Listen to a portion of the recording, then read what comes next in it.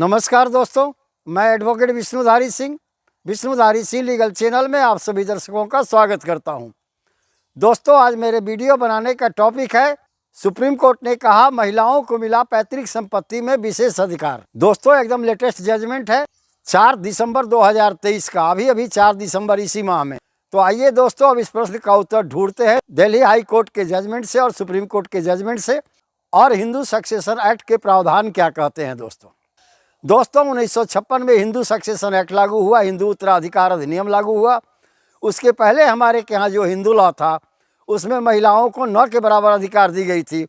जो भी संपत्ति महिला को चाहे पिता से मिले या पति से मिले, वह परवरिश के लिए थी, उनके जीवन यापन के लिए थी।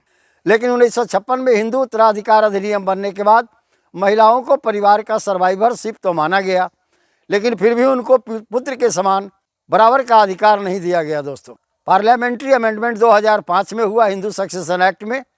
उसके अनुसार एक हिंदू परिवार में बेटा और बेटी सभी को समान हमवारिस माना गया, यानी बेटा और बेटी सबका समान हक पिता की पैतृक संपत्ति में देने का प्रावधान किया गया। दोस्तों आइए हम पहले कुछ ऑनरेबल सुप्रीम कोर्ट के जजमेंट को देखते हैं, जिसके अंदर में एक पुत्री को यानी एक बेटी को पिता की पैतृक संपत्ति में किस प्रकार अधिकार मिलेगा। दोस्तों, ऑनरेबल 3 सुप्रीम कोर्ट का जजमेंट मैं आपके सामने प्रस्तुत करने जा रहा हूं। पहला है प्रकाश बनाम फूलवती, 16 अक्टूबर 2015 को इसका जजमेंट हुआ था। दोस्तों, दूसरा जजमेंट है दोस्तों दानम्मा बनाम अमर, 1 फरवरी 2018 को इसका जजमेंट हुआ था। दोस्तों, और तीसरा जजमेंट है दोस्तों विनीता शर्मा वर्सेज राकेश शर्मा, 11 अगस्त 2020 को इसका जजमेंट हुआ था। दोस्तों, उपरोक्त तीनों केसों में ऑनरेबल सुप्रीम कोर्ट ने यह निर्धारित किया, चाहे पिता की मृत्यु 2005 के पहले हो गई हो या 2005 के बाद, या बेटी की शादी 2005 के पहले हो गई हो या 2005 के बाद, हर एक परिस्थिति में पुत्री को उसके पिता के पैतृक संपत्ति में बेटे के समान बराबर अधिकार दिया जाएगा। अब प्रश्न उठता है दोस्तों कि क्या पुत्री भी यानी बेटी भी पुत्र के समान परिवार के कर्ता का अधिकार रखती है, यानी वो विशेष अधिकार रख सकती है, या दोस्तों क्या एक बेटी भी या एक महिला भी बिना अपने वारिसान पुत्र और पुत्रियों के सहमति से पैतृक संपत्ति को बेच सकती है। मैं इस पर काफ़ी पहले वीडियो अपलोड कर चुका हूँ। पिता भी पैतृक संपत्ति को बिना अपने वारिसानों की सहमति से नहीं बेच सकता, सिर्फ 3 शर्तों को छोड़कर। तो आइए दोस्तों, अब इस वीडियो के माध्यम से खोजते हैं कि क्या पुत्री को भी पुत्र के समान कर्ता का अधिकार है, क्या पुत्री को भी यह विशेषाधिकार है कि पिता की पैतृक संपत्ति में बिना अपने वारिसानों के सहमति से बेच सके। इसके लिए हमें समझना होगा दोस्तों पहले कर्ता का मतलब क्या है, क्योंकि कर्ता को ही एक विशेष अधिकार है कि बिना अपने परिवार की सहमति से भी वो संपत्ति कुछ हद तक बेच सकता है। तो कर्ता का मतलब क्या हुआ दोस्तों? कर्ता का मतलब हुआ परिवार के सभी समस्याओं के निराकरण और सभी समस्याओं पर निर्णय करने का विशेषाधिकार, और उसी व्यक्ति का अंतिम निर्णय माना जाता है परिवार के अंदर, यानी कर्ता ही सब कुछ धरता है परिवार का। दोस्तों, तब प्रश्न उठता है कि क्या एक महिला भी अपने परिवार की कर्ता हो सकती है?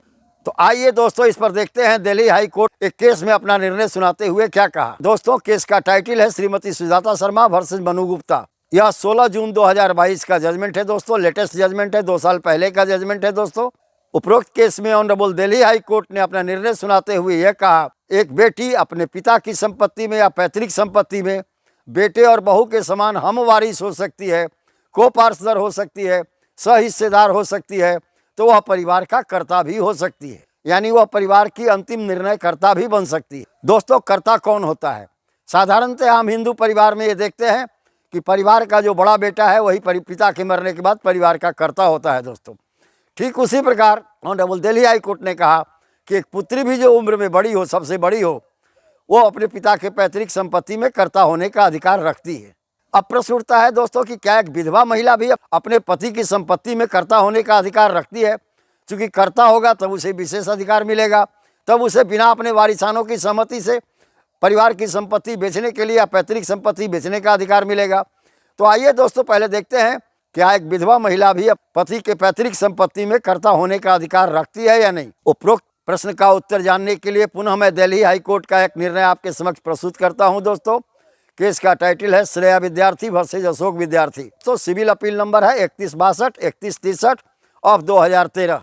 16 दिसंबर 2015 को दिल्ली हाई कोर्ट ने उपरोक्त केस में अपना फैसला सुनाते हुए कहा, दोस्तों श्रेया विद्यार्थी वर्सेज अशोक विद्यार्थी वाले केस में ऑनरेबल दिल्ली हाई कोर्ट ने कहा कि अगर पति की मृत्यु हो जाए और परिवार में कोई बड़ा पुत्र न हो और पुत्री ही अगर बड़ी हो तो वह भी परिवार की कर्ता हो सकती है, या वह विधवा महिला भी परिवार की कर्ता हो सकती है जिसका पुत्र और पुत्री अभी भी नाबालिग हो।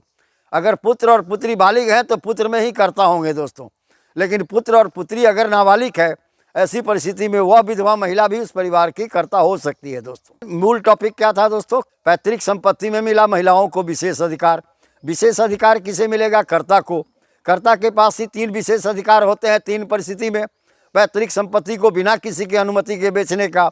तो आइए दोस्तों देखते हैं एक दूसरे जजमेंट की ओर, जो एकदम लेटेस्ट जजमेंट है दोस्तों, 4 दिसंबर 2023 का। इस केस का टाइटल है दोस्तों बनु गुप्ता वर्सेस सुजाता शर्मा। इसका सिविल अपील नंबर है दोस्तों 6041 ऑफ 2016। 4 दिसंबर 2023 को इसका फैसला सुनाते हुए ऑनरेबल कोर्ट ने कहा कि संयुक्त परिवार का कोई भी कर्ता, कोई भी जो कर्ता हो या गार्जियन हो, बिना अपने परिवार या बिना अपने समवारी से, बिना अपने परिवार के सदस्यों की सहमति से भी पैतृक संपत्ति बेच सकता है, लेकिन उसकी कुछ 3 शर्तें हैं। किन किन आधार पर बेच सकता है? तो पहला शर्त है दोस्तों लीगल नेसेसिटी, यानी परिवार की वैधानिक खर्चें। वैधानिक खर्चा में क्या आता है दोस्तों? जैसे आप बीमार पड़ गए तो उस समय कर्ता का ये काम नहीं है कि किसका हिस्सा बेचकर इसके बीमारी में लगाएं, वो संपूर्ण संपत्ति बेच करके भी बीमारी में लगा सकता है। परिवार में मुकदमेबाजी है तो मुकदमा लड़ने के लिए भी एक कर्ता परिवार की पैतृक संपत्ति बेचकर लगा सकता है। अब दूसरा आधार क्या है दोस्तों, जहाँ पर एक कर्ता अपने पैतृक संपत्ति को बेच सकता है बिना अपने हमवारिस या बिना अपने वारिसानों की सहमति से? Benefit of estate. दूसरा है ग्राउंड दोस्तों बेनिफिट ऑफ एस्टेट, परिवार के लाभ के लिए। जैसे दोस्तों मान लीजिए यहाँ पर एक बंजर भूमि है, उस बंजर भूमि को बेच करके दूसरे जगह उपजाऊ भूमि खरीदना है, वैसे बिक्रे को कहा जाएगा परिवार के बेनिफिट के लिए। तो बंजर भूमि बेचकर एक कर्ता दूसरे जगह उपजाऊ भूमि खरीद सकता है।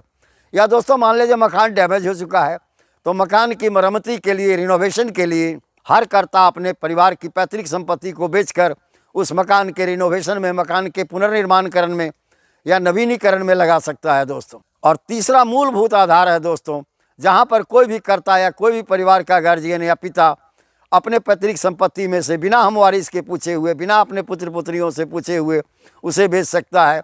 वह है दोस्तों तीसरा इंडिस्पेंसिबल ड्यूटी। जैसे दोस्तों विवाह, शादी, श्राद्ध, जन्मोत्सव इत्यादि में जो खर्च होते हैं के लिए पैसे की अगर आवश्यकता पड़ी और पैसा कर्ता के पास नहीं है तो अपना पैतृक संपत्ति बिना अपने वारिसानों की सहमति से बेच करके भी इस सब चीज़ों में खर्च कर सकता है। तो ठीक इसी तरह से दोस्तों मनु गुप्ता वर्सेस सुजाता शर्मा में 4 दिसंबर 2023 को ऑनरेबल दिल्ली हाई कोर्ट ने अपना निर्णय सुनाया और कहा कि एक पुरुष कर्ता की तरह ही महिला भी कर्ता बन सकती है, और महिला भी कर्ता बनने के बाद पैतृक संपत्ति को बिना अन्य वारिसानों की सहमति से इन्हीं 3 कैटेगरी में आवश्यकता पड़ने पर, वैधानिक आवश्यकता पड़ने पर, इंडिस्पेंसिबल ड्यूटी के लिए और बेनिफिट ऑफ एस्टेट के लिए संपत्ति बेचने का अधिकार रखती है। दोस्तों आज का टॉपिक यहीं समाप्त हुआ। आप देखें दोस्तों कि पहले महिलाओं को कर्ता नहीं माना जाता था, अब महिला लोग को भी कर्ता बनाने के लिए ऑनरेबल सुप्रीम कोर्ट ने अपना निर्णय दे दिया। ऐसी परिस्थिति में एक महिला कर्ता भी परिवार की हो सकती है और पैतृक संपत्ति को बिना अन्य परिवार के सदस्यों के सहमति से बेच भी सकती है। तो धन्यवाद दोस्तों।